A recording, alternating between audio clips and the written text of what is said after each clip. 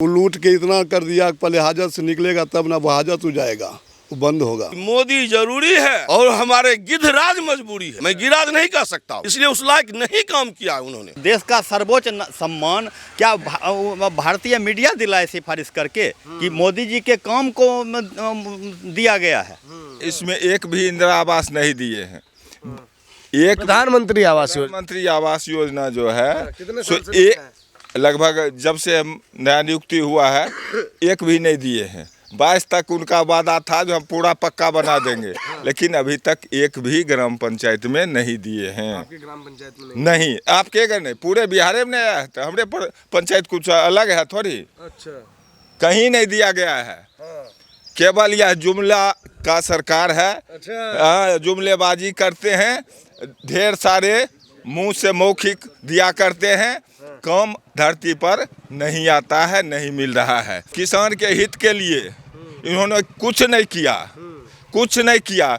50 KG urea आता था, वह 45 केजी कर दिया गया। यही सब्सिडी दे रहे हैं। कहते थे जब 50 किलो आता था तो सारा ब्लैक हो जाता था, अब मिल रहा है किलो, अब 45 किलो में नहीं होता है। हाँ, ब्लैक तो होबे करता है। लेकिन एक बात है, इस साल यूरिया अवेलेबल रहा है।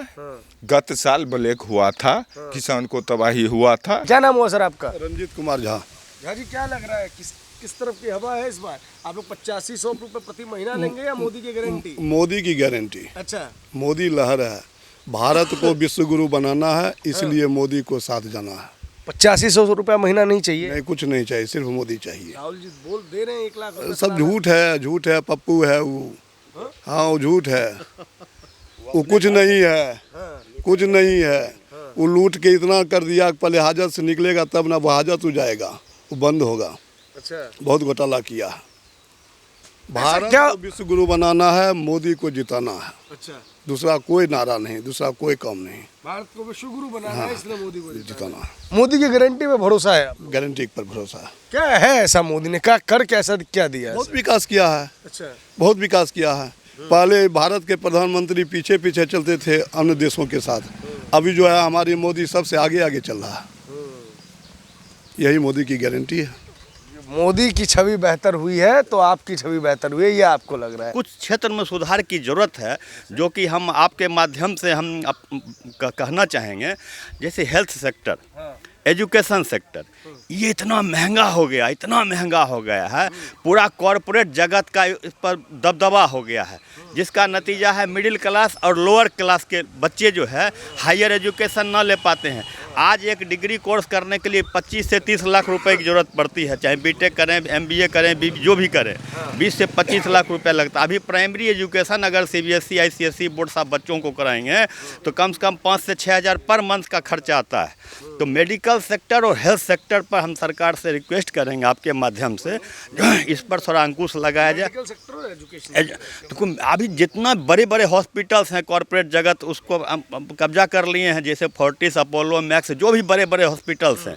तो मध्यम वर्ग के पेशेंट वहाँ नहीं जा सकते, इतना उन लोगों का खर्चा है, वहाँ पर जा नहीं सकते हैं, इलाज नहीं करा सकते।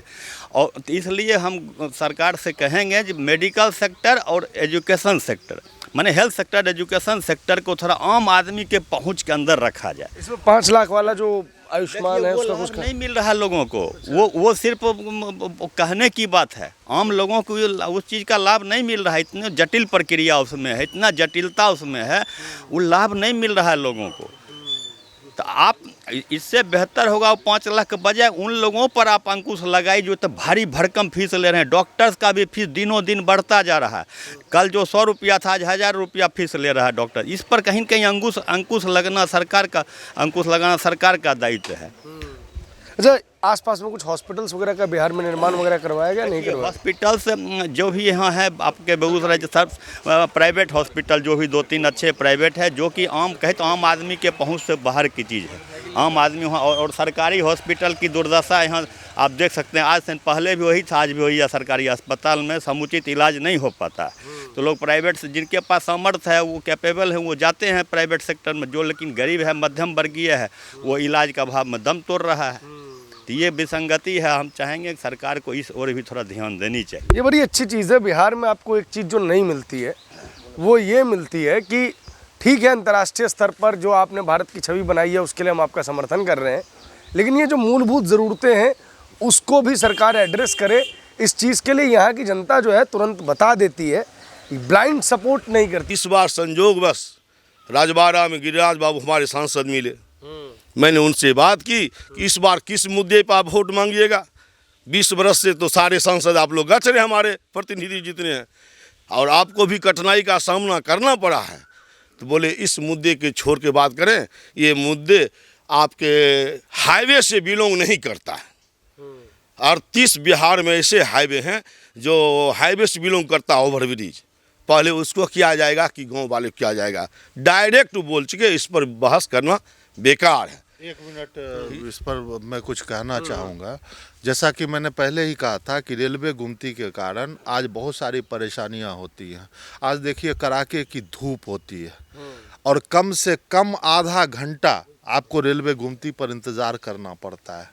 इसका क्या मतलब है कि जहां पर एनएच से कनेक्टेड है वहीं पर ओवरब्रिज दिया जाएगा? क्या ब्राउनी फ्लैग जहां 2 लाइन सिर्फ रेलवे लाइन गुजरता है वहां ओवरब्रिज दिया जा सकता है, और जहां 8 रेलवे लाइन गुजरता है, जहां रेलवे सेंटिंग के लिए भी जाती है, इंजन चेंज करने के लिए भी जाता है, तो भी गुमती गिरा हुआ रहता है।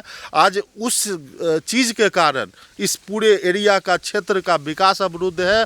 कई लोग, इन्होंने सही कहा कि कई पेशेंट ऐसा है जो गुमती बंद रहने के कारण जिसको मेडिकल इमरजेंसी नहीं मिल पाया, जिसके पक्ष ने इस मुद्दे को नहीं भुनाया। उन्होंने अपने मैनिफेस्टो में नहीं लिखा कम्युनिस्ट पार्टी ने कि हम आए तो ये बना देंगे, या तेजस्वी यादव इस मुद्दे को एड्रेस नहीं कर रहे हैं। अभी तक नहीं। अच्छा। हमारे जितने सांसद हैं या विधायक हैं उनको पेंशन तो मिलता है ना। आज तक कभी, आज 18 बरस से महिला को जितने हैं, विधवा हो या 70 वर्ष से ऊपर वाले हो, वृद्धा पेंशन हो, वो 400 रुपये मिलता है सेंट्रल सरकार से। आज तक मेरा कोई भी सांसद या विधायक सदन में आवाज उठाई है इस महिला को 400 रुपये में क्या गुजारा होगी? कभी नहीं। उनका पेंशन बनना चाहिए, लेकिन हमारी वृद्धा महिला, हमारी विधवा महिला कैसे गुजारे करेगी, इसके लिए कोई नहीं बोले नहीं, क्योंकि यहाँ स्थानीय नेता है ही नहीं। ये तो पूरे बिहार की समस्या है ना। हाँ, ये तो वाली पूरे बात बिहार की है। तो मेरे माननीय मुख्यमंत्री जो तो गठबंधन में है, एनडीए में है, उन्होंने उनके सदन में कभी आवाज उठाई है कि हमारी माँ बहन 1500 में, 4000 में कैसे गुजारा करेगी? और आयुष्मान भारत कहते हैं, यह तो विगत 1 महीने पहले तो बनी ही है, जिसका काम चालू भी नहीं हुआ है। आयुष्मान भारत यहाँ पे 1 महीने पहले कैसे? 1 महीना पहले बनी 90% का। अच्छा। कुछ जो आंगनबाड़ी सेविका सहायिका थी, जो कुछ अपने परिवार को 10-5 बनवाए थे पहले, 5 साल पहले। अच्छा। नहीं तो ये तो 1 महीना पहले बनी है। अच्छा। यहाँ कुछ इसका नहीं है, धरातल पर नहीं है, लेकिन यहाँ यही है कि मोदी जरूरी है। हाँ। और हमारे गिद्धराज मजबूरी है। अच्छा। मैं गिराज नहीं कह सकता हूँ। हाँ। इसलिए उस लायक नहीं काम किया उन्होंने। एकदम विकास अवरुद्ध है। इतनी नाराजगी के बाद भी महागठबंधन की तरफ नहीं जाएंगे? नहीं, क्या करें, लोग मजबूरी है, हमको देश के बारे में सोचना पड़ रहा है ना।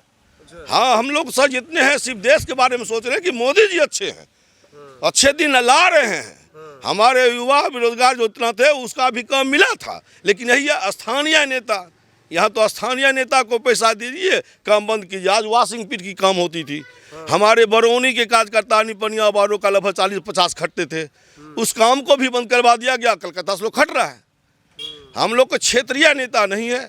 एक थे भी राकेश सिन्हा, लगते थे घर का बेटा है, जो आते थे उनके पास वो अपना दुख रखता था लोगों, तो वो विकास की बात करते थे, उसका पहल करते थे। उनको दरकिनार कर दिया गया, क्योंकि वो चमचों की जमात उनके साथ नहीं है। या अभी जो बेगूसराय धरती है, चमचों की जमात हो चुकी है, जो नेता के पीछे नारा लगावे, इनकलाब करे, जिंदा करे, यही यहाँ हो रही है। अभी आप लोगों को पता होगा, 9 ग्लोबल अवार्ड, अपने देश का सर्वोच्च सम्मान हाँ मिला है नरेंद्र मोदी को। क्या वो भारतीय मीडिया दलवाई है? हैं? भारतीय मीडिया ने 9 अंतर्राष्ट्रीय पुरस्कार जो मोदी जी को मिला है, उस देश का सर्वोच्च सम्मान क्या भारतीय मीडिया दिलाए सिफारिश करके कि मोदी जी के काम को दिया गया है? हैं। इसलिए ये सब गलत बात। अभिसार शर्मा हो, अजीत अंजुम हो, जो है मान लीजिए वाजपेयी हो, ये सब एक निगेटिव प्रचार कर रहे हैं। मीडिया के वजह से मोदी हाईलाइटेड नहीं, अपने काम के बदौलत पूरे विश्व में अभी छाए हुए। विश्व का राष्ट्राध्यक्ष आकर उनका पैर छूता, आज के भारतीय मीडिया पैर छुआती है। जो बाइडेन पीछे से आते हैं, कहते हैं मोदी जी थोड़ा हमसे भी हाथ मिला लीजिए। क्या भारतीय मीडिया बाइडेन को इम्प्रेस करती है? इसलिए ये अजीत अंजुम जी, अभिसार शर्मा हो, भाई जो पुण्य प्रसून वाजपेयी हो, कुछ गिने चुने जो पत्रकार हैं वो एक नैरेटिव चला रहे हैं, क्योंकि वो लोग अब फ्यूज बल्ब हो चुके हैं। ये सब फ्यूज बल्ब जितने देश विरोधी एंकर हैं, ये इनका हाँ बोल रहे हैं, देश हित की बात नहीं करते, हमेशा निगेटिव करते हैं। देश हित की आप पत्रकार को निष्पक्ष होना चाहिए ना। सरकार की जहां अच्छा काम करे वहां सरकार की तारीफ होनी चाहिए, और जहां सरकार में कमी हो आप उसको उजागर कीजिए। आप जैसे मान लीजिए वो आप रवीश कुमार को ही देख लीजिए, रवीश जी 101% आप निगेटिव ही चलाते हैं।